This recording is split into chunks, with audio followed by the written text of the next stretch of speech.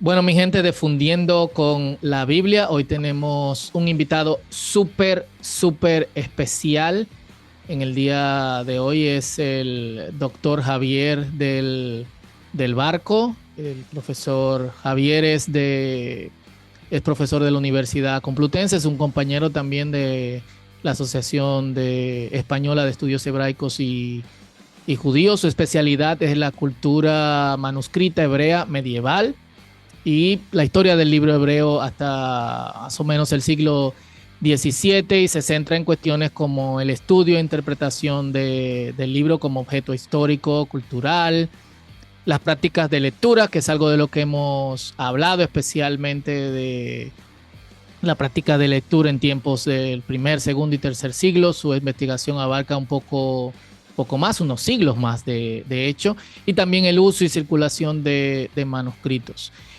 Es autor de varios libros, incluyendo The Late Medieval Hebrew Book in the Western Mediterranean, y artículos interesantísimos, algunos de los cuales va a compartir. Yo disfruté, Javier, un artículo tuyo ya que tiene algunos añitos, que es Formas Verbales de la Biblia del Alba y de la Biblia de Ferrara.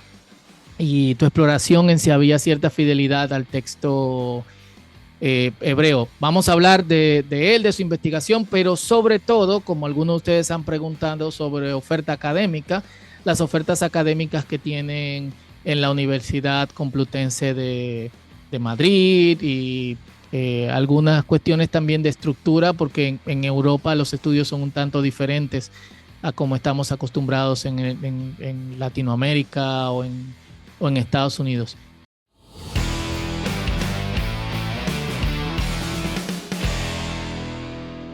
Bienvenido, Javier. Gracias por aceptar nuestra invitación. ¿Cómo estás? Hola, ¿qué tal? Muchas gracias, Fausto, por invitarme y hola a todos. Todo muy bien, gracias. Muy Qué bien. bueno. Estás ahora en Italia, Sí, Nápoles. exactamente. Sí, estoy en la Universidad de Nápoles, en la Oriental, que se llama, bueno, por un seminario que estamos impartiendo durante esta semana. Qué bien. Cuéntanos en qué estás trabajando estos días, cuál es el enfoque de tu investigación en estos últimos meses. Bueno, en estos últimos meses y años, voy a decir estos últimos años, he estado trabajando, estoy terminando todavía, no he terminado, de trabajar en un proyecto sobre los manuscritos de la Biblia hebrea. Es un proyecto en el que he venido, bueno, pues estudiando y analizando manuscritos hebreos de la Biblia hebrea, eh, sobre todo producidos en la Edad Media en Europa Occidental, por supuesto en la península ibérica, pero también en otras regiones europeas como puede ser Italia, Francia, Alemania. Y es un proyecto en el que me ha interesado mucho ver cómo se configura la Biblia hebrea en la Edad Media como objeto, cómo se configura el texto, qué otros textos pueden acompañar a la Biblia hebrea, cómo, qué aspecto, ¿no? ¿Qué aspecto tiene el objeto en sí desde un punto de vista material? ¿Qué tiene que ver con la fabricación de estos manuscritos de la Biblia hebrea, cómo se utilizaban, en fin, distintas cuestiones que giran en torno a la producción, al uso y a la transmisión de las Biblias hebreas medievales. Qué bien, una de tus especialidades es paleografía, y creo que toman en cuenta mucho la cultura material, el tipo de material y proveniencia, como la tinta, los trazos. Así que Sí, entiendo que es un trabajo sumamente minucioso. sí, exactamente. Claro, en el estudio de la paleografía es muy interesante. Es parte de, digamos, de un estudio un poco más amplio que incluye también el estudio del códice, ¿no? Del manuscrito en su conjunto. Uno de los elementos que se tiene que analizar, por supuesto, es el tipo de escritura. El tipo de escritura pues, nos dice mucho acerca de el lugar y el momento en el que se ha producido, en el que se ha copiado ese manuscrito.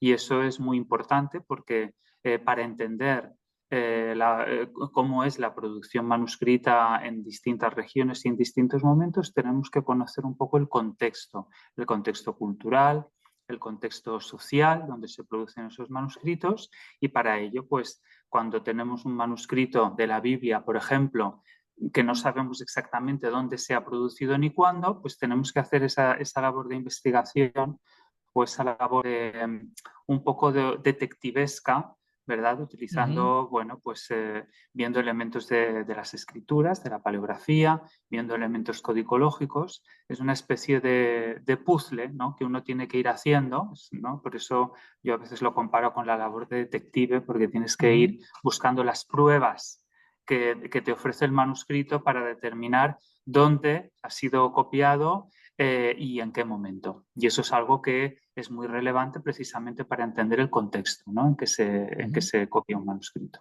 Claro, paleografía no es mi campo para nada, pero sí, una de las cosas que sí he podido observar es la concentración especial, por lo menos en las publicaciones en manuscritos elaborados por escribas profesionales, pero también hay manuscritos que lo escribía, qué sé yo, cualquier judío que quería conservar una porción de las escrituras, ya sea en pergamino, en otro material.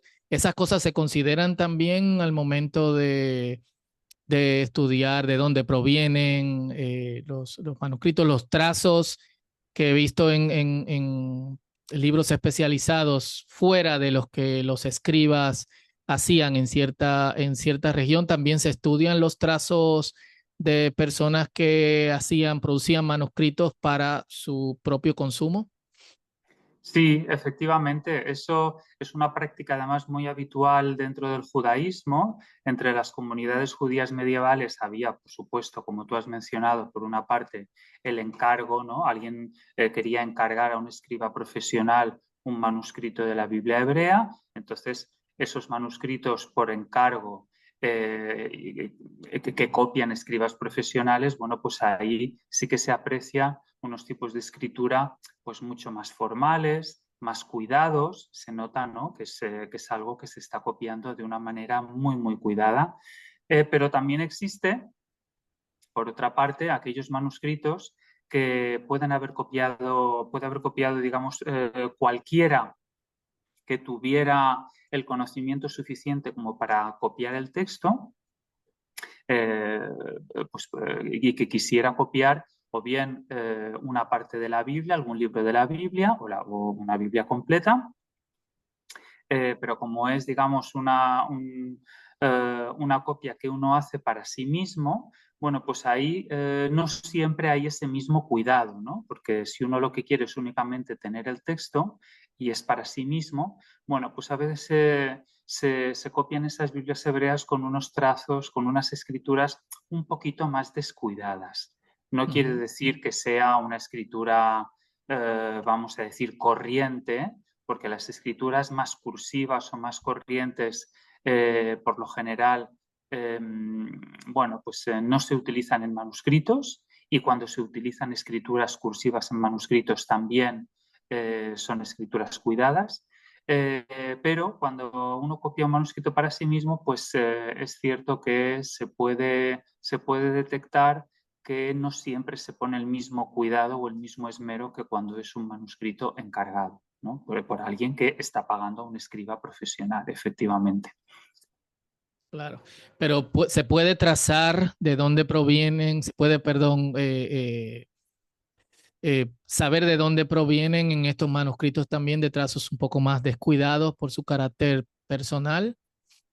Sí, sí, sí, absolutamente, porque incluso aunque tengamos ese abanico de escrituras, ¿no?, de más cuidadas a menos cuidadas o de más estándar a más personal, personal entre comillas, ¿no? Pero en general en los manuscritos hebreos medievales las escrituras sí te dicen algo acerca del lugar de producción. porque, bueno, como es sabido, había comunidades judías en todo el ámbito, digamos, del mundo conocido, ¿no? En la Edad Media, prácticamente toda Europa, todo el Mediterráneo, norte de África, todo el Oriente Medio también. Entonces, en esa dispersión, las comunidades, los judíos eran minorías y, por lo tanto, a la hora de producir libros, pues solían adoptar los hábitos de la región donde ellos vivían, ¿no? Y las escrituras, aunque utilizaban la escritura hebrea, ¿no? Que propia de los judíos, sin embargo, la forma que adoptaba esta escritura sí que admitía, vamos a decir, algunas características que tenían que ver con las escrituras no hebreas de la región. Y por lo tanto se pueden apreciar diferencias entre las escrituras hebreas, por ejemplo, de la península ibérica y las escrituras hebreas de Centro Europa, ¿no? Son dos tipos de escrituras diferentes y simplemente por la observación del manuscrito uno puede saber si esa escritura procede de la península ibérica o si esa escritura procede de Centro Europa o si procede del Medio Oriente. Es decir, que sí, en los rasgos, en el estudio de la paleografía, sí que se pueden deducir cuestiones relevantes acerca del origen del manuscrito.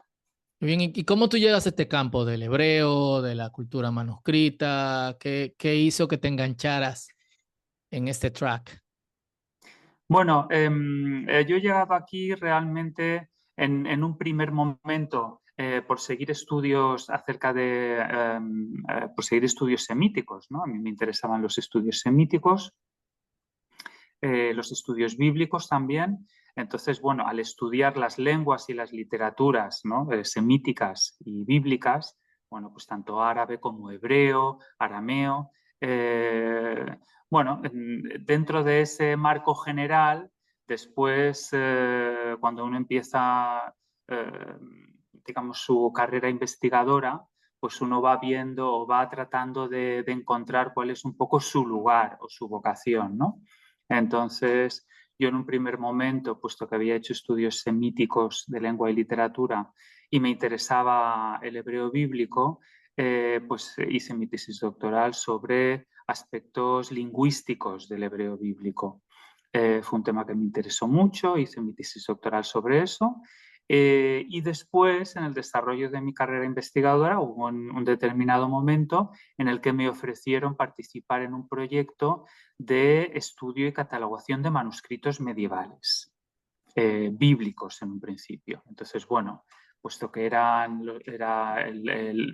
sobre todo el hebreo bíblico y los manuscritos bíblicos lo que me interesaba, participé en ese proyecto y a partir de ahí es cuando bueno, pues comencé a aprender primero y después a desarrollar mi investigación, sobre todo, no tanto en torno a la lengua bíblica, sino más bien en torno a los objetos que han transmitido la Biblia a lo largo de los siglos.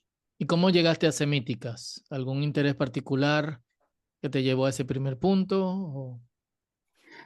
No, ese primer punto, el interés particular era el interés en los pueblos semíticos en general, en el Medio Oriente. Okay. Era, yo quería hacer algún tipo de estudio relacionado con el Medio Oriente y los pueblos del Medio Oriente y también relacionado con la Biblia. Y bueno, pues esa era la opción más, digamos, más lógica, ¿no? Hacer estudios semíticos. Eh, Otra manera de acercarse era estudiar historia o historia antigua, pero me interesaba más el estudio de los textos, ¿no? Y de las literaturas y por lo tanto pues pensé que la mejor opción era hacer estudios semíticos de lengua y literatura, más que aproximarse desde la historia. Okay. Aunque, digamos, después, ¿no? A lo largo de los estudios y de la carrera investigadora de uno, pues muchas veces no se puede desligar de una manera tan drástica el método histórico del método filológico, ¿no? Muchas veces bueno, se complementan. Claro. Y bueno, has sido profesor por años de la Universidad Complutense de Madrid, que es una institución conocida mundialmente, es una institución sólida, de hecho, históricamente tiene siglos. Y Una de las preguntas que siempre nos hacen gente de nuestra audiencia es cómo, como nos especializamos específicamente en estudios bíblicos, ciencias bíblicas, idiomas bíblicos, ¿cómo se estudia eso? ¿Cuáles son las universidades a las que puedo eh, tocar la puerta y ver cómo ingreso a hacer estudios de grado, de posgrado, de doctorado? Y nos pareció una buenísima idea poder invitarte y que nos expliques cuáles son las ofertas que tiene la Universidad Complutense de Madrid y al mismo tiempo cuáles son las oportunidades para estudiantes que vienen desde el contexto latinoamericano junto con quizás preparación previa para ingresar a uno de estos tracks académicos. Así que cuéntanos. Sí, claro, por supuesto. La oferta de la Universidad Complutense de Madrid hoy en día, ¿no? Porque bueno, claro, a lo largo del tiempo, pues los programas académicos cambian ligeramente, pero hoy en día la oferta de la Universidad Complutense de Madrid en cuanto a estudios semíticos y estudios bíblicos o estudios de ciencias de las religiones, pues se concentra sobre todo en 4 programas diferentes. En la Universidad Complutense, bueno, como en el resto de Europa, pues los tracks académicos tienen 3 etapas, ¿no? La etapa básica, que es la de grado o licenciatura, una segunda etapa, que es la de máster o maestría, y una tercera etapa, que es la de doctorado, ¿no? Eh, Creo que es así en la mayor parte de los programas académicos del mundo, diría, ¿no? Bien, pues en estas 3 etapas la Universidad Complutense ofrece distintos programas. En el nivel de grado o licenciatura, ¿no? Que sería el nivel básico, en España los grados o licenciaturas constan de 4 cursos académicos. En otros países de Europa, por ejemplo, son 3 años, ¿no? Porque, digamos, el reparto de los cursos académicos entre grado y máster o maestría pueden ser 3 y 2 o 4 y 1. Bien, Okay. en España la mayor parte de los programas son 4 años de licenciatura o de grado y un año de máster o maestría. Entonces, en este nivel de grado o licenciatura ofrecemos 2 programas. Un programa que está centrado en los estudios semíticos, es decir, estudios de lengua y literatura sobre todo, y también algo de historia, de los pueblos semíticos, y en concreto hay un itinerario de estudios de árabe e islam y otro itinerario de estudios hebreos y arameos. Entonces, voy a compartir la pantalla Dale, por para, favor. bueno, para mostrar a los interesados. Estas son como se puede ver, las asignaturas aquí tenemos el grado en estudios semíticos e islámicos, ¿no? Que es el nombre oficial. En este grado, que como digo son 4 cursos académicos, hay la opción de seguir un track de estudios hebreos y arameos. Es decir, aunque aquí se ven todas las asignaturas por curso académico, ¿no? Curso 1, curso 2, etcétera, aquí se engloban todas las asignaturas tanto del track de árabe como del track de hebreo y arameo. Pero el alumno, el estudiante, desde el principio tiene que elegir uno de los 2 tracks. Entonces, si escoge el track de estudios hebreos y arameos, va a recibir una formación que se va a centrar en el estudio de la lengua hebrea, tanto bíblica como moderna, también de literatura hebrea, y, del mismo modo literatura bíblica, medieval y moderna, y también algunas asignaturas de historia, tanto historia de Israel antiguo como historia de los judíos en la Edad Media y en la Edad Moderna y contemporánea. De manera que es una aproximación a los estudios, digamos, hebreos, tanto desde la antigüedad digamos, hasta el presente. Y en ese track de estudios hebreos y arameos también se cursan algunas asignaturas de lengua aramea, una lengua importante dentro del Claro. judaísmo. Hay una asignatura de arameo bíblico precisamente para para las secciones arameas de la Biblia, pero también cabe la posibilidad de estudiar arameo de otras épocas, ¿no? Como arameo targúmico, ¿no? El arameo del Targum, o el siríaco, un dialecto sí. arameo muy relevante, ¿verdad?, para los textos cristianos de los primeros siglos de nuestra era. Y Entonces, aquí bueno, una pregunta y disculpa que te interrumpa. En sí. cada curso, ¿nos podrías decir cuántas asignaturas el estudiante debe seleccionar? Sí, el estudiante tiene que hacer, es decir, si el estudiante se matricula a tiempo completo, ¿verdad? Es decir, si su idea es hacer un curso por año académico para completar la licenciatura o el grado en 4 años, tiene que matricular 5 asignaturas por semestre, ¿sí? Ok. 5 materias por semestre. Cada materia son 6 créditos, de manera que, bueno, aquí están, por ejemplo, aquí en primer curso, aquí tenemos aquí una serie de asignaturas. Entonces, el estudiante tiene que hacer 5 materias en el primer semestre y 5 materias en el segundo, ¿de acuerdo? Y haciendo 5 materias cada semestre, llega hasta el cuarto año y a final de ese cuarto año hace el trabajo de fin de grado y con eso completa el grado o la licenciatura, ¿de acuerdo? Ok. Luego, y como digo, tenemos las asignaturas por cursos. El primer curso es un curso, digamos, introductorio, con introducciones a las lenguas, a los estudios literarios. Aquí tenemos lengua árabe y hebreo. Esto, la lengua que se estudia depende del track que escoge el estudiante. Claro, Claro, si escoge el de hebreo y arameo, pues lo que hace es hebreo 1 y hebreo 2, ¿de acuerdo? de acuerdo. En segundo curso ya, dentro del track de estudios hebreos y arameos, bueno, pues se introducen materias de historia, por ejemplo, historia de Israel, cábala y ciencia, y se sigue estudiando lengua moderna y lengua bíblica. Dentro del estudio de la lengua se va alternando según los semestres. En tercer curso es cuando ya se introducen, digamos, otras lenguas, ¿no? Aquí, bueno, no aparece aquí, aquí hay historia del pensamiento, pero luego aquí tenemos, por ejemplo, en cuarto curso hay la posibilidad de estudiar siríaco, que mencionaba antes. Ujú. Eh, y según el año en que caiga, se puede estudiar arameo targúmico o algún otro tipo de, digamos, de periodo de la lengua aramea.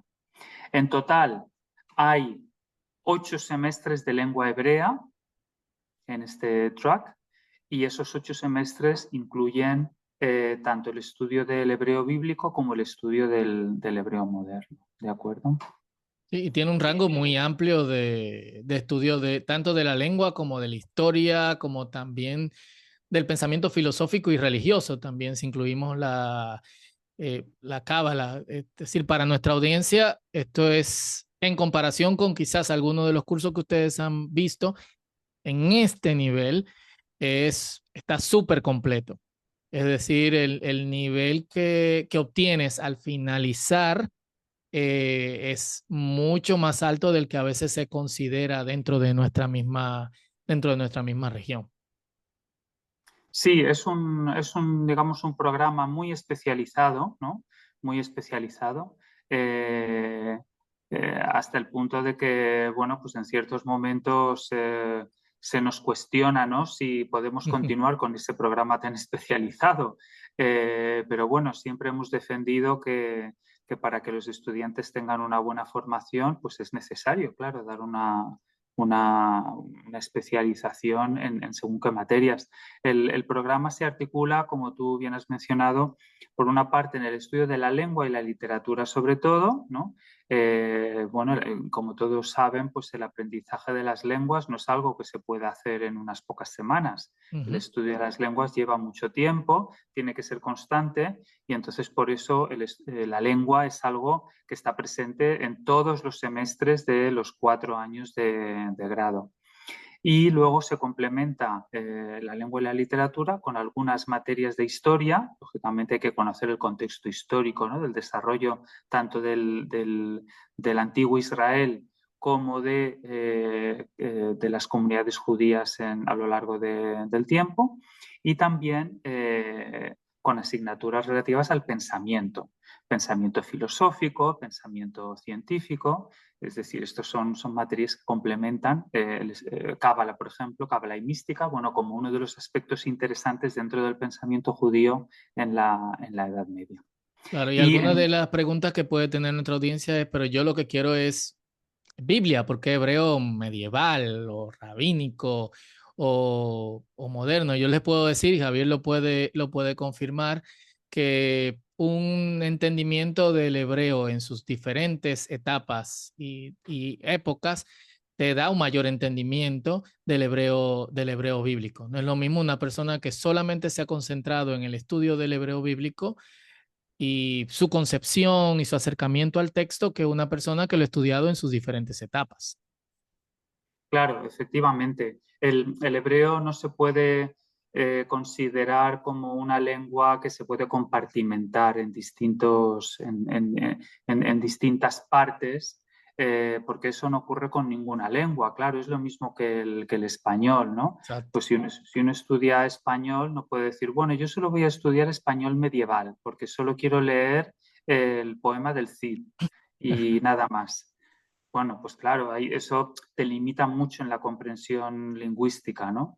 Con el hebreo pasa lo mismo. El hebreo bíblico, por supuesto, es un corpus lingüístico muy rico, pero para comprender mejor la lengua y para aprender mejor la lengua esta es mi opinión, ¿eh? Hay opiniones diversas, pero mi opinión es que es mucho mejor tener un conocimiento amplio de todas las etapas de la lengua, ¿no? Porque Claro, eso le da a uno una mayor comprensión de la lengua en su conjunto, independientemente de que luego uno se vaya a dedicar más a un periodo concreto, como puede claro. ser el hebreo bíblico. El hebreo bíblico, por supuesto, tiene sus propias características y tiene bueno, sus propias metodologías de estudio, pero desde mi punto de vista es mejor cuando se tiene un conocimiento más amplio, ¿no?, de la lengua, más completo de todas las Así es. épocas. Y eso es lo que ofrecemos o lo que intentamos ofrecer en este programa. Por supuesto, el hebreo bíblico tiene un papel muy destacado en la formación de Claro, lengua hebrea que ofrecemos aquí. No solamente un conocimiento básico del hebreo bíblico, sino que tratamos dentro de lo posible, ¿no?, y dentro del tiempo que tenemos dentro de este programa, tratamos de dar una formación gramatical completa del hebreo bíblico para que el estudiante pueda de alguna manera enfrentarse a textos, no solo a textos narrativos más sencillos, sino también ya a textos proféticos o textos poéticos un poquito más complicados, ¿no? ujú, Y con esas herramientas luego ya el estudiante, después de terminar el grado, puede continuar su propia formación, ¿no? Pero ya teniendo esa formación básica que le va a dar las herramientas para poder continuar después. claro. Y bueno, siguiendo un poco con los programas que ofrecemos en la Complutense, decía que este programa de estudios semíticos, ¿no?, y la especialidad de estudios hebreos y arameos es uno de los programas de grado que ofrecemos. El otro programa de grado que ofrecemos es el grado en Ciencias de las Religiones. El grado en Ciencias de las Religiones no está centrado en los estudios judíos ni en el hebreo bíblico en concreto, sino que trata de ofrecer una formación básica, pero amplia, acerca de la fenomenología y el hecho religioso, ¿sí? Interesante. Sobre el hecho religioso desde un punto de vista bastante multidisciplinar. Aquí se ofrece formación y se puede ver en las asignaturas, ¿no? Por ejemplo, en el primer curso de grado, pues hay desde antropología cultural de las religiones hasta derecho y religiones, filosofía de la religión y luego introducción a distintas religiones, ¿no? Se trata de por supuesto, judaísmo, cristianismo, islam, pero también religiones orientales, ¿no? Como hinduismo, etcétera. Y también con una variedad cronológica, ¿no? Desde religiones del mundo antiguo hasta religiones vigentes en la actualidad. En este programa, como digo, digamos, el eje es el estudio de las ciencias de las religiones, pero también en el programa cabe la posibilidad,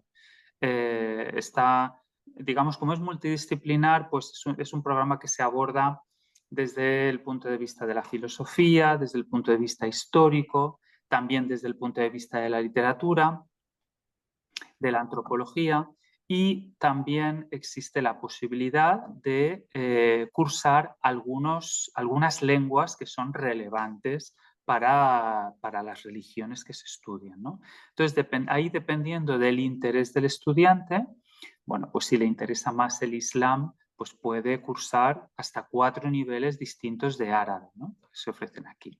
Si le interesa más las religiones clásicas, ¿no? La religión antigua, pues puede cursar griego. También se ofrecen 2 niveles de hebreo bíblico, aunque ahí solo pone hebreo, los 2 niveles que se ofrecen en ciencias de las religiones son de hebreo bíblico, precisamente para que el estudiante pueda tener un nivel básico, introductorio de hebreo bíblico y poder, bueno, pues en el futuro, ¿no? Después de terminar el grado, pues poder continuar con el estudio del hebreo bíblico si le interesa, o poder hacer asignaturas del grado de estudios semíticos, como hemos visto antes, en su track de hebreo y arameo. ¿Aquí hay tracks específicos o es solamente digamos, No, un camino? aquí no hay tracks específicos. Aquí lo único, digamos, que es hay una serie de asignaturas optativas. Aquí en esta columna, ¿no? Donde pone carácter, aquí se indica si la asignatura es obligatoria o es optativa. Entonces el estudiante, cuando se matricula, cada curso académico hay una serie de materias obligatorias, y luego se tiene que matricular de un número determinado de créditos optativos. Y ahí es donde, bueno, pues puede elegir entre la bolsa de materias optativas que se le ofrecen. Y aparte están también, está el módulo de las lenguas, que aquí pone sin curso definido, porque es el propio estudiante, ¿no? El que elige cuándo quiere realizar el estudio de esas lenguas. Lo puede hacer en primero o segundo, si quiere en tercero y cuarto, dependiendo de cómo se organice digamos, sus propios estudios, ¿sí? Claro. Está bastante interesante por la comprensión que te da bien amplia de las diferentes religiones del mundo y su historia. Exactamente, sí. Es un programa centrado, bueno, da una introducción a la historia de las religiones, por supuesto, y también una introducción a la comprensión antropológica, filosófica y religiosa del propio hecho religioso, ¿sí? Independientemente de qué religión. Y Claro. bueno, pues como una ayuda también el estudio de alguna de las lenguas que son fundamentales para los textos de las religiones. Y este programa de grado en la Universidad Complutense tiene una continuación después en la maestría, ¿no? En el máster que ofrecemos también vamos a ver dónde lo he puesto. En el máster de Ciencias de las Religiones. Sí, lo voy a poner aquí.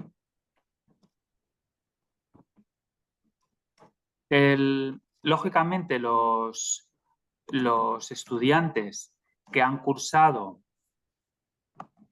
aquí tenemos, esta es la página web del máster, los estudiantes que han cursado el grado, ¿no? La licenciatura en Ciencias de las Religiones, pues automáticamente cumplen ya los requisitos para poder acceder al máster de Ciencias de las Religiones. Pero no es necesario haber cursado una licenciatura o un grado en Ciencias de las Religiones para poder acceder al máster. ¿Sí? Es decir, los requisitos de acceso al máster, bueno, pues aquí en el sitio web del Máster de Ciencias de las Religiones, en admisión, Bueno, pues aquí tenemos requisitos de admisión.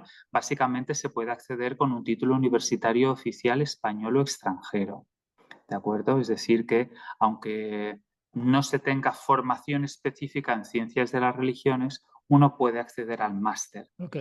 porque el máster se pensó en un principio precisamente para eso, para estudiantes que no habían tenido, ¿no?, una primera aproximación a las ciencias de las religiones.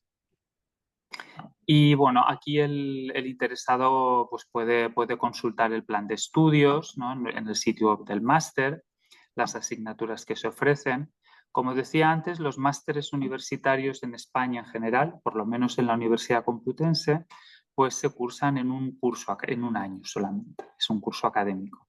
Entonces hay que cursar una serie de materias y hay que realizar un trabajo de fin de máster, que es obligatorio, ¿no? Es, digamos, un trabajo de investigación.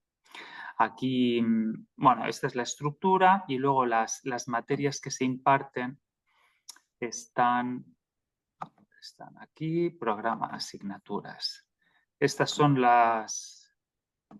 Solo pone curso 1, lógicamente, porque el máster se cursa en un Un solo en un curso. único año. Aquí vienen las asignaturas que son obligatorias y las optativas. Las optativas normalmente se ofrecen según distintas orientaciones. No es que haya distintos tracks, porque realmente el alumno puede escoger lo que quiera, pero sí se orienta de alguna manera, bueno, pues el que esté más interesado en, qué sé yo, en textos, pues puede hacer estas optativas. Es una ayuda, ¿no?, que se ofrece, pero realmente el estudiante puede escoger las optativas que quiera. Aquí tenemos el carácter de obligatorias y optativas de las asignaturas. Las que son obligatorias son, digamos, materias sobre todo de metodología, por ejemplo, fenomenología y antropología de las religiones e historia de las religiones son obligatorias, teorías y metodologías del estudio de las religiones. No son asignaturas genéricas, amplias, obligatorias, y luego las optativas, pues el propio estudiante se puede hacer digamos, su propio track, ¿no? De acuerdo a su interés, Si no lo obviamente. tiene muy... ¿Perdón? De acuerdo a su interés, obviamente. O... Claro. Exactamente, de acuerdo a su interés. Si no lo tiene claro, desde el programa, bueno, pues le damos una orientación, ¿no? Pues eh, aquí, por ejemplo, le decimos, bueno, pues si Muy interesa bien. más grandes textos religiosos, pues estas son las materias que hay que cursar. Si interesa más religión, pensamiento y sociedad, estas son las materias. Si interesa más el ritual y simbología de las religiones, estas son las materias. Es decir, ofrecemos sugerencias para aquellos estudiantes que no lo tienen muy claro, ¿sí? Pero realmente el estudiante puede elegir lo que quiera para curso, en cuanto a las optativas que se eligen en el máster. Ok. ¿Y hay oportunidades de beca o...? En los niveles de grado y de máster, no hay becas propias de la universidad. Es decir, la universidad no tiene financiación como para ofrecer becas a estudiantes que quieran venir del extranjero. Sí hay programas de becas tanto del Gobierno de España, ¿no?, a través del Ministerio de Universidades. Bueno, pues hay distintos programas de becas a los que uno se puede acoger dependiendo de distintos factores. Y luego, bueno, pues también hay becas de entidades privadas que ofrecen becas tanto a nivel tanto en el nivel de grado o licenciatura como en el de máster. Claro, para los que Pero son dominicanos, sí, he revisado, hay oportunidades, de hecho, para este programa de máster en ciencias de la religión dentro del listado que tiene la MESIC. Así que si eres dominicano, no sé bien en cuanto al programa de grado de licenciatura, pero sí sé que para el programa de másters hay oportunidades a través de las becas que ofrece el gobierno. Sí, además del programa de máster, como es un programa de solamente un año, de un curso académico, también es, digamos, más fácil, ¿no? Para estudiantes Ujú. extranjeros y de Latinoamérica el poder cursar un máster que es de un año, porque hay que tener en cuenta que los programas que se ofrecen en la Universidad Complutense son presenciales todos, no se pueden realizar online. Entonces, bueno, puesto que son presenciales, siempre va a ser más fácil, ¿no? El poder centrar en un solo año, ¿no? El Claro, esfuerzo de tener que ir a otro país a estudiar. Bueno, pues el máster se cursa en un año, es presencial y siempre hay más posibilidades de becas para másteres universitarios que para niveles más básicos, así es. efectivamente. Sí, y luego también quería hablar del programa de doctorado, también en ciencias de las religiones.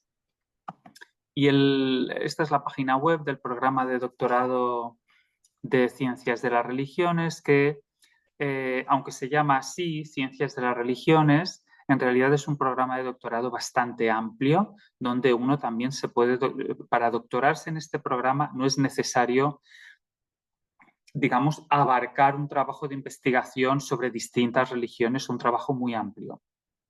Uno se puede centrar, por supuesto, en el desarrollo de una investigación en una religión determinada o en un tipo de texto determinado. Es decir, aquí se pueden realizar tesis doctorales sobre Islam, sobre judaísmo, sobre Biblia, incluso sobre hebreo bíblico también. Es decir, es un programa de doctorado bastante inclusivo, siempre que el tema de la tesis tenga que ver sobre el desarrollo de una o varias religiones, ¿no? Y de Ujú. las lenguas y literaturas relacionadas con esas religiones. O sea que aclarando, si yo quiero especializarme en algo que tiene que ver con hebreo bíblico, eh, no solamente desde el punto de vista religioso, sino también lingüístico, este sería el programa al que yo puedo entrar.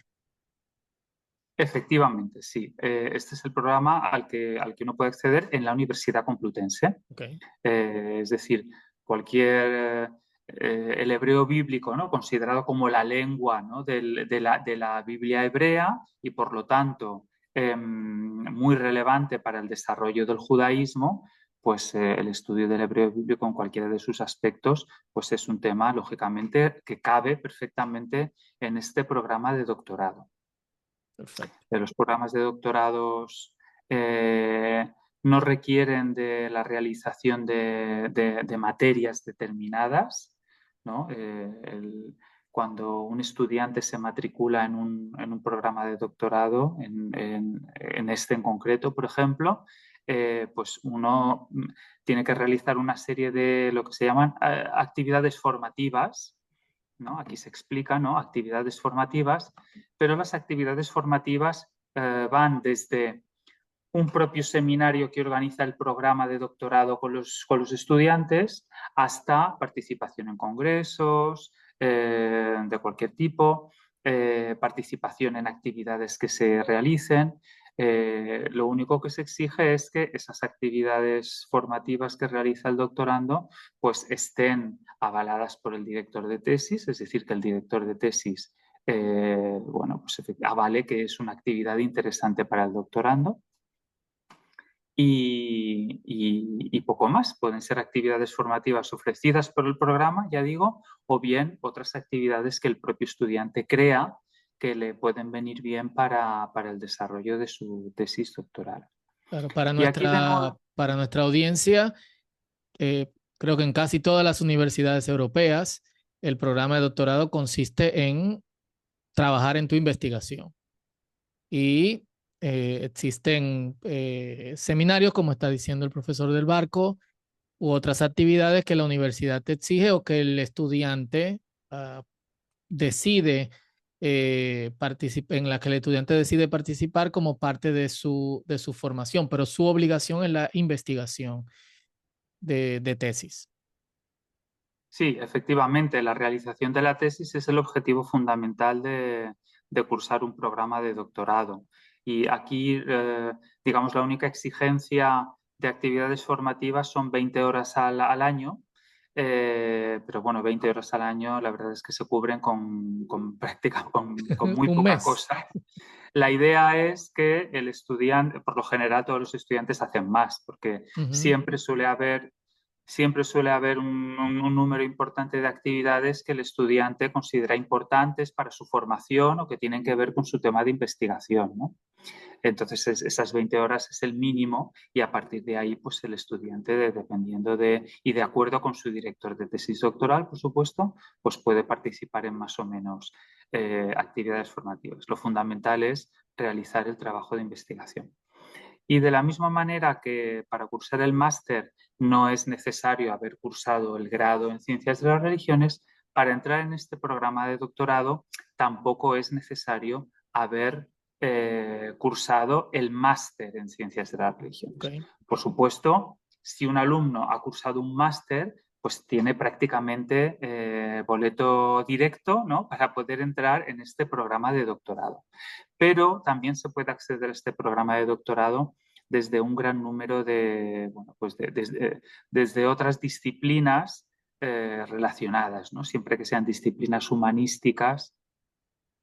Y por lo general, bueno, pues cuando se reciben todas las solicitudes de ingreso en el programa de doctorado, bueno, pues hay una serie de requisitos que se tienen que cumplir. Esto es muy importante. Aquí están en admisión, están aquí especificados en criterios de Ok. admisión. Aquí se explica cómo se tiene que acceder al programa de doctorado, requisitos de acceso, requisitos imprescindibles. Y aquí está toda la información, ¿no? Esto sí que es muy importante que, digamos, cualquier interesado en acceder al programa de doctorado en Ciencias de las Religiones se lea primero, ¿no?, para saber cuáles son los requisitos, porque luego, con todos los solicitantes de acceso al programa, pues se tiene que hacer una baremación, ¿no? Se hace una lista por orden según la puntuación que se ha obtenido en esa baremación, ya que por lo general siempre hay más solicitudes de acceso que plazas tiene el programa. Ok. El programa ¿Cuántas tiene un plazas número. tiene el programa? Perdón, El creo que puede ser. programa tiene 20 plazas cada curso, o sea, cada año se admiten 20 estudiantes a este programa de doctorado y por lo general siempre suele haber más solicitudes. Entonces hay que hacer una baremación para, bueno, pues para establecer quiénes son los estudiantes que acceden al programa. Ok. Y bueno, pues estos son digamos, un poco los programas que se ofrecen en la Universidad Complutense relacionados, bueno, pues con los estudios bíblicos. En el caso del grado en estudios semíticos, ¿no?, el track de hebreo y arameo, muy relacionado, ¿no?, con los estudios bíblicos, con el Claro. hebreo bíblico y también con el estudio del judaísmo en general. Y en el caso de los programas de ciencias de las religiones, bueno, con una perspectiva un poco más amplia en cuanto al estudio del hecho religioso, ¿no?, y de las distintas religiones. Sí, la licenciatura de hecho me pareció un programa súper completo, impresionante y de hecho con un nivel mucho más alto del que tienen otras universidades. Entonces ahí te entiendo cuando lo cuestionan de si es algo que, que van a decidir mantener o si van a Sí, cortar un poquito. Yo no lo cortaría, obviamente, porque creo que te da la oportunidad de entrar a un programa de máster o un programa de doctorado con capacidades que de otra manera vas a pasar mucho trabajo adquiriéndolas solamente porque es requisito de formación del máster o del doctorado. claro, sí, sí, ciertamente, ¿no? La licenciatura, el grado en el track de hebreo y arameo, pues es muy específico, por eso, digamos, siempre hay pocos estudiantes, ¿no? Es algo muy, muy específico, pero eso también también da la posibilidad precisamente de ofrecer una formación, pues siempre un poco más personalizada, ¿no?, con los Ujú. estudiantes, más cuidada, digamos. Y bueno, pues para aquellos estudiantes realmente interesados, ¿no?, que quieran aprender, las posibilidades son muy altas, ¿no?, de poder adquirir un nivel satisfactorio, porque son muchas materias relacionadas, ¿no?, con el estudio del judaísmo, del hebreo bíblico, de la lengua hebrea, la literatura, formación intelectual, filosofía, y ya digo, siempre que el estudiante tenga ganas de aprender, puede sacar mucho partido al cursar este programa de grado. Sí, yo no lo conocía. Usualmente cuando me preguntan, yo busco referencia de plan de másters o de doctorado, porque usualmente ya una persona viene con una licenciatura y quiere complementar, crecer en estudios bíblicos. Ahora mismo hay muchísimo interés alrededor de las ciencias bíblicas. Hay universidades que están, de hecho, abriendo nuevos programas aquí en Latinoamérica, aunque todavía no estamos 100% preparados en esa dirección, pero te puedo decir que me impresionó muchísimo el programa de licenciatura. Y una pregunta sobre el doctorado. Usualmente los programas de doctorado europeos, en España también, no son presenciales, eh, sino que a lo sumo una universidad te exigirá que estés cerca de una buena biblioteca y que puedas garantizar eso. En el caso de ustedes, el estudiante necesita estar en España, en Madrid, o puede cursarlo a distancia y hacer viajes acordados con su director o de acuerdo al programa de seminarios que haya elegido.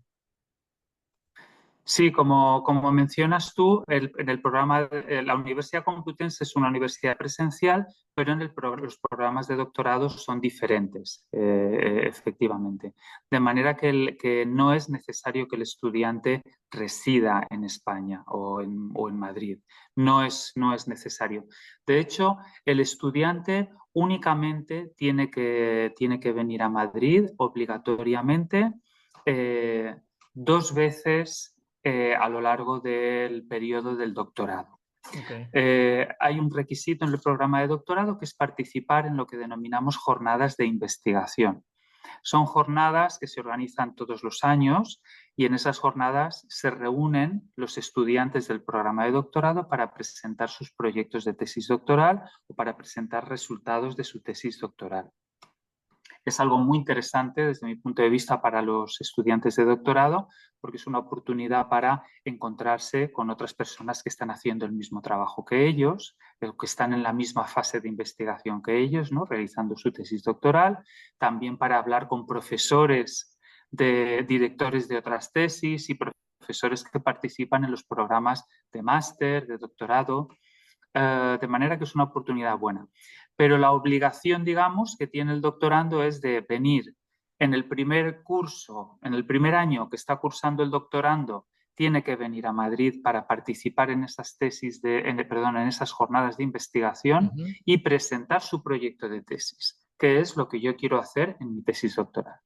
Y luego tiene la obligación de volver en el último año del programa de doctorado para, de nuevo, en esas jornadas de investigación, volver a presentar no ya su proyecto de tesis, sino cuáles son los resultados provisionales de mi tesis, porque estoy ya en el último año, estoy terminando, y entonces presenta delante de pues de otros estudiantes de doctorado y de otros colegas, presenta los resultados para que se pueda discutir un poco, ¿no?, y le puedan hacer preguntas sobre su trabajo de investigación.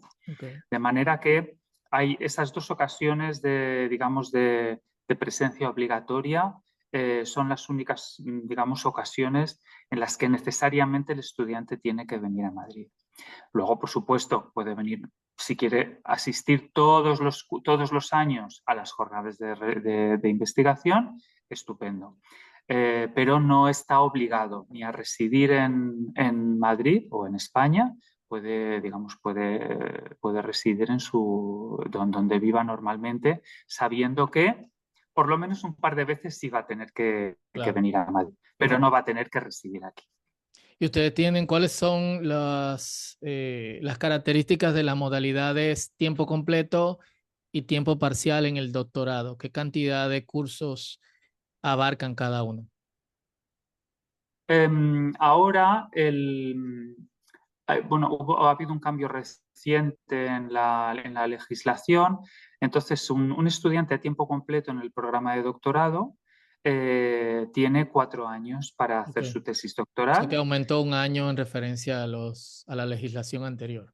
Exactamente, sí, aumentó un año. Era realmente lo que había antes, Ok, antes de la legislación actual. Es decir, hemos vuelto un poco a lo anterior. Entonces, son 4 años para hacer la tesis doctoral y hay una única prórroga, se puede pedir una única prórroga de un año más, en el ok, caso de que se necesite. Mientras que si un estudiante se matricula a tiempo completo, y a tiempo completo, la matriculación a tiempo completo no es una opción del estudiante. Solamente se acepta la matrícula a tiempo completo si el estudiante puede justificar que ok. trabaja o por alguna circunstancia no puede matricularse a tiempo completo, ¿de acuerdo? Es decir, se tiene que justificar documentalmente. Si uno se matricula a tiempo parcial, tiene 7 años para Ok. realizar su tesis Y doctoral. aumentó 2 años en relación a la legislación anterior. Efectivamente, 7 años. Y de nuevo existe también una única prórroga de un año en el caso de que sea necesario. Ok, excelente. 7 años me parece una eternidad, pero Sí hay que lo personas que es. lo necesitan realmente. Claro, esto pues está pensado cuando uno se matricula a tiempo parcial. Básicamente el caso más común es porque uno trabaja. Ujú. Entonces, cuando uno está trabajando, lógicamente no puede dedicarse a la tesis doctoral de la misma manera que alguien que no trabaja. Entonces, bueno, se supone que el ritmo es mucho más lento, ¿no? Claro. Entonces, bueno, pues si a tiempo completo uno puede disponer de 4 años, pues a tiempo parcial, que menos, ¿no? Que poder disponer de Ujú. 7 años.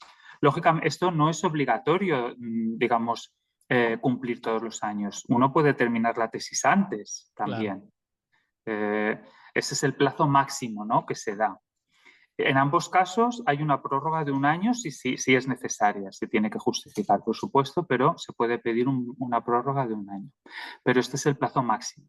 Si un estudiante está en su tercer año de doctorado y de acuerdo con su director de tesis ven que ya ha terminado el trabajo, la puede presentar al tercer año.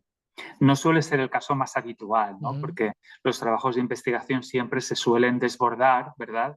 Lo que suele ocurrir es que a uno le falta tiempo, ¿no? Al final, Claro. o al final tiene que recortar un poco todos sus intereses de investigación, pero esos son los plazos máximos, sí, que existen. Excelente.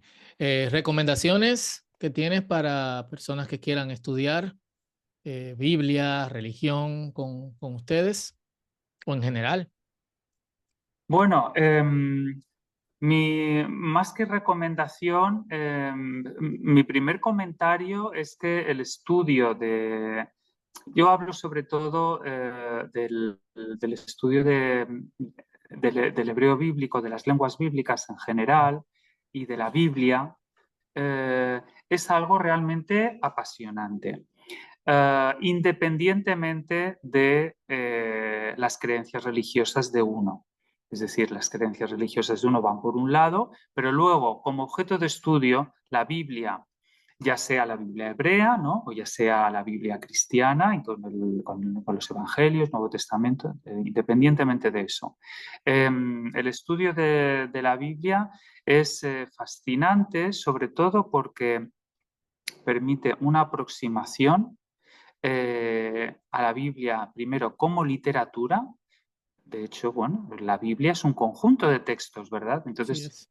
un conjunto de textos que son estudiados como literatura y, por lo tanto, la aproximación literaria, la aproximación histórica, aunque no son libros históricos, ¿no? Los libros de la Biblia no son históricos, pero sí que puede haber cierto trasfondo histórico que es muy interesante estudiar desde un punto de vista sociológico, desde un punto de vista lingüístico, lógicamente, al estudiar las lenguas de la Biblia. Es un estudio realmente fascinante, ¿no?, en cuanto Sí es. al estudio de una época determinada. Y desde mi punto de vista, o por lo menos es mi experiencia, es algo que no decepciona. Pero bueno, luego lógicamente está la experiencia de cada uno, ¿no? Claro. Yo aconsejo aquellos que se animen digamos, a realizar cualquiera de estos programas, ¿no?, de la Universidad Complutense, si uno está más interesado en el hebreo bíblico y en el hebreo como lengua y la literatura hebrea, y la historia del judaísmo, pues ahí el programa adecuado es el de estudios semíticos, el track de hebreo y arameo. Si uno está más interesado en estudiar el hecho religioso en general y la historia de las religiones, no solamente del cristianismo, sino del Islam, otras religiones, pues ahí el programa más adecuado es el de ciencias de las religiones. Tenemos una oferta, perdón, no tenemos una oferta específica de estudios bíblicos, no tenemos ese programa, pero en ambos programas y en el máster también sí que hay distintas materias en las que se aborda el estudio de la Biblia y de la lengua y de la literatura bíblicas. Así es. Bueno, Javier, muchísimas gracias.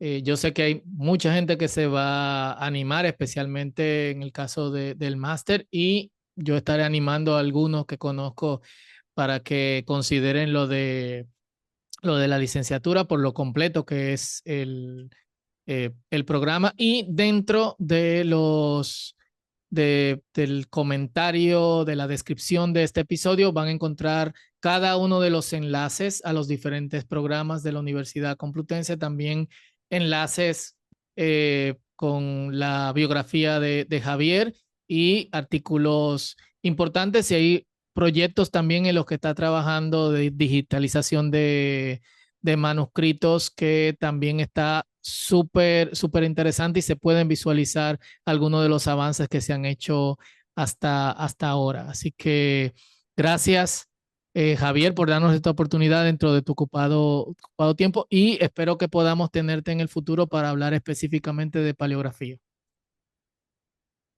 Sí, sí, ojalá sí. Muchas gracias, Fausto. Simplemente quiero añadir que, lógicamente, si a alguien le interesa o quiere ver, qué sé yo, algunas de mis publicaciones, muchas están en acceso abierto, se puede googlear muy fácilmente, googleando mi nombre y UCM o hebreo o algo así, y ya salen distintas páginas de mis publicaciones. Tengo un perfil en academia.edu también, si alguien me quiere buscar ahí. Y en cuanto al máster, precisamente que has mencionado, aconsejo sobre todo primero mirar el sitio web del máster, porque hay muchísima información, ¿no? Ahí en la web, si uno quiere enterarse bien y verlo con detenimiento, aconsejo que se mire el sitio web del máster, y si alguien después tiene alguna pregunta específica o alguna cosa que quiera saber con más, algún detalle que no haya encontrado en el sitio web, le aconsejo que escriba al correo de la coordinación del máster, que se puede encontrar en el sitio web. Yo soy actualmente el coordinador del máster, por lo tanto, los correos que se envíen a la coordinación del máster me van a llegar a mí, y yo estaré encantado de responder las preguntas que cualquier interesado pueda tener. Perfecto. Así que ya saben, y bueno, vamos a, como avisé hace un ratito, vamos a poner algunos de los enlaces a artículos de acceso abierto que tú has escrito, algunos muy interesantes que ya yo he visto. Pues muchas gracias, Javier. Y bueno, señores, nos vemos en un próximo episodio de Fundiendo con la Biblia. Hasta pronto.